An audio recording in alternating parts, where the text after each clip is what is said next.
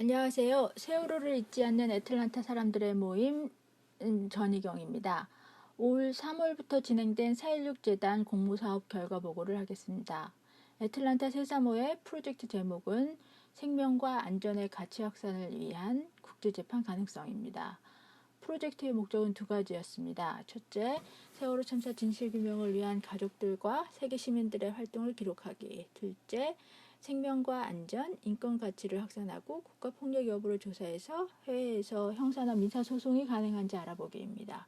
추진 내용은 매달 세사모 정기회의를 통해서 자료와 기록들을 선정하고 모았습니다.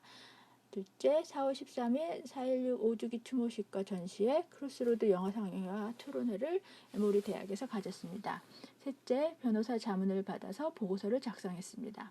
프로젝트 성과로서 민변의 서채환 변호사 및 공감의 황필규 변호사 등 5분, 미국 변호사 2분, 영국 변호사 1분, 총 8분으로부터 자문을 받아서 세월호 참사 관련해서 유엔에 진정 보고서를 낼 수 있는지 여부, 미국 체류 조현천에 대한 형사 민사상 대응 보고서, 국제인권 구제 절차 현황과 과제, 국제재판 가능성 보고서, 사업 결과 및 정산 보고서를 작성했습니다.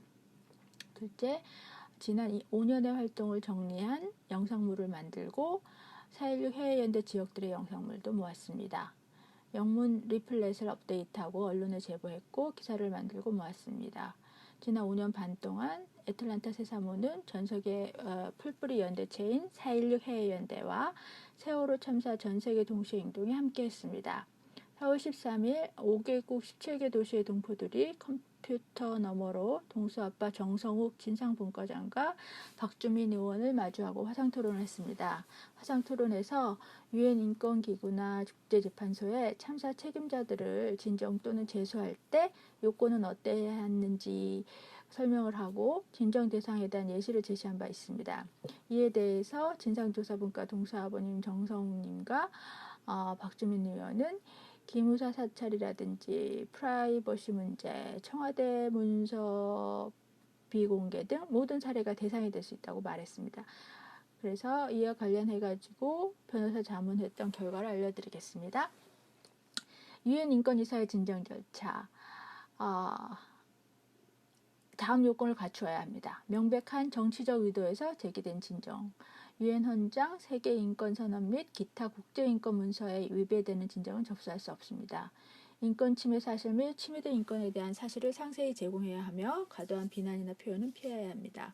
피해자가 직접 또는 피해자를 대리하는 제3자가 접수할 수 있으며 언론 보도만 보고 제기하는 진정은 접수할 수 없습니다. 여타 유엔 메커니즘의 조사가 진행 중인 진정은 접수할 수 없고 국내의 모든 구제책을 소진하기 전에는 진정을 제기할 수 없습니다. 단 구제책이 효과가 없거나 불합리하게 오래 지체될 때는 제외됩니다. 유엔 프라이버시 특별보고관이 올해 7월에 왔었죠. 한국을 방문했는데 프라이버시권 상황 평가 중에 세월호 참사와 관련한 내용을 보면 결론이 경찰청과 국정원이 2016년 말이나 길게는 2017년 전반기까지 수차례에 걸쳐 체계적으로 프라이버시권을 심각하게 침해했다라고 내리고 있습니다.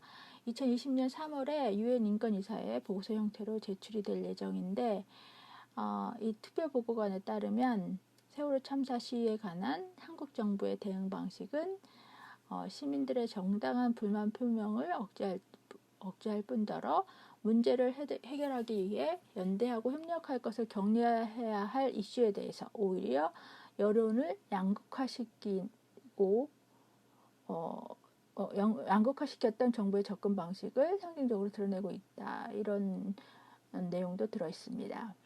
그래서 이 보고서가 제출이 되기 전에 어떤 우리의 메시지를 전달을 해서 더 첨가가 되도록 할 수 있는 방법이 있을 것 같습니다. 국제인권재판소 관련해서는 미수습자 관련해서 강제 실종 협약을 적용시킬 수 있을까를 알아봤는데 어렵다라는 변호사들의 자문이 있었습니다.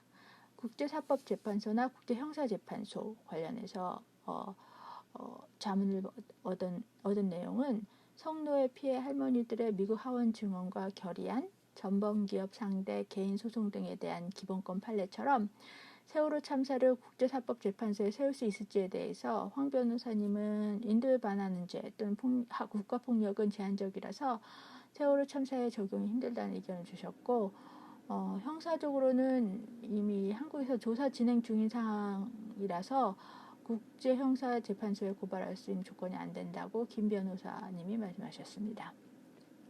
미국 법정에는 세울 수 있는가? 계엄령을 검토했던 조현천 전 기무사령관이 세월호 가족 사찰 관련 고 이재수 사령관과 공유한 정보가 있지 않을까 해서 미국 법정에 세우기에 대해서 자문을 받아왔습니다. 민변에서 조현천 소송 관련해서 정리한 내용은 다음과 같습니다.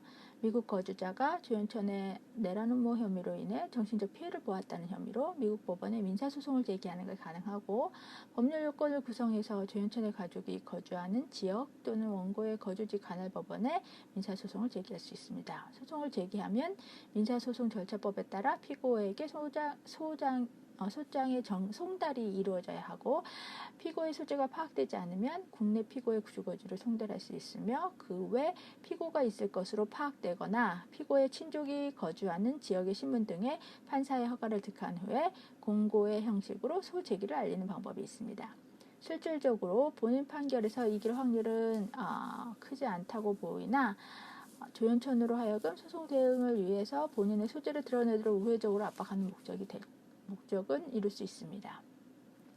다른 미국 변호사의 의견은 외국 정부 인사 박근혜나 황교안의 통치행위에 대해서 타국의 주권 보호라고 하면서 보통 미국 법정에서는 소송을 못합니다. 약간의 예외가 있는데, 미국 법과 국제법에서 외국 정부 인사가 인도에 반하는 행동을 저지른 경우입니다. 예를 들어 남미 군부 독재자가 미국 정부 지원하에 고문하고 살인한 경우에 미국 법상 조항을 확대해서 직접 피해 당사자가 고발할 경우 형사 민사가 가능하고, 미국에서 그 피해가 벌어진 일이거나 피해 당사자가 고발한 경우 민사소송 가능합니다. 세월호를 미 국내법 또는 국제법상에서 어디에 맞출지는 시간과 노력이 많이 들어가는 어려운 일이라고 합니다. 미국 변호사에 따르면 형사는 어렵고 민사가 약간의 가능성이 있는 정도입니다. 영국 법정에 세우기가 가능할까를 또 알아봤습니다. 형사 소송은 지금 현재 한국에서 조사 중이기 때문에 고발 여건 조건이 안 되고, 민사가 약간 가능할 수 있을 수도 있다. 그래서 판례라든지 최근 개정된 소송 절차법 적용 부분, 이런 부분을 알아보고 있는 중입니다. 그래서 민사소송을 통해서 해경 및 정부 관여자에게 배상하라고 하는 방법이 있을 수 있고, 해경청장 등의 공무에 있던 사람들이 규정에 의하지 않고 개인적인 관계로 구조를 방해한 경우에 개인 상대 소송이 가능할 수도 있다라는 의견을 주셨습니다. 결론은 소송 가능성 분석 및 제기를 통해 도미 중인 세월호 참사 관련자들이 본인의 소재를 드러내도록 압박하는 목적으로 소송이 제기 가능하나 비용 대비 실효성을 고려해야 한다는 말씀들이 많았습니다. 유엔 인권이나 인권이사회 개인진정 절차 분석 보고서라든지 국제재판소 사례 모음이 향후에 세월호 참사와 관련한 사안들이 국제인권법적 시각에서 어떠한 권리 및 특별 영역과 관련이 있는지 진정 제기는 가능한지에 대한 논의 자료가 될 수 있습니다.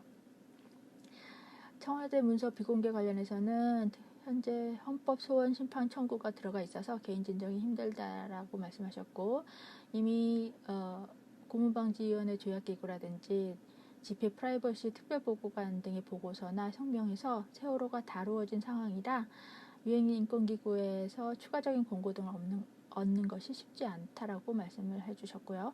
기무사 사찰 프라이버시 특별보고관 문제는 개인정보 인권단위에서 보고서를 써서 받아낸 권고이고, 유엔 절차가 마무리 중인 상황이라 그 권고를 한국이 현재 이행해야 하는 상황이라고 합니다. 다만 프라이버시 특별보고관 공식 방문에 이어서 나온 성명이 있고, 이것이 최종 보고서를 좀 더 구체화할 될 때 추가적인 내용이 들어갈 수 있도록 하는 노력이 필요하고 가능할 것이라는 말씀입니다. 기억과 기록의 중요성이라든지 국제재판의 실효성을 연구했다라는 평가를 내릴 수 있습니다. 이번 프로젝트에 대해서. 그리고 향후 과제로는 국제피해자 연대단체와의 연대활동이라든지 생명 인권의 가치에 대한 사회적 공감대를 얻기 위한 노력, 그리고 유엔 대상이 더 있는지에 대해서 살펴보고, 그다음 청와대와 사참위에 미국 대사관 또는 미국 문서보관소에 있는 문서들의 비밀 문서들의 해제를 요구하기, 그리고 피해자 인권 관련해서 유엔에 가서 발언하기. 이거는 해외연대와 BTS 아미의 펀드레이징에 따라서, 그리고 부모님들 유가족분들의 의견에 따라서 프로젝트로 더 진행할 수 있을지 여부가 판가름됩니다. 고맙습니다.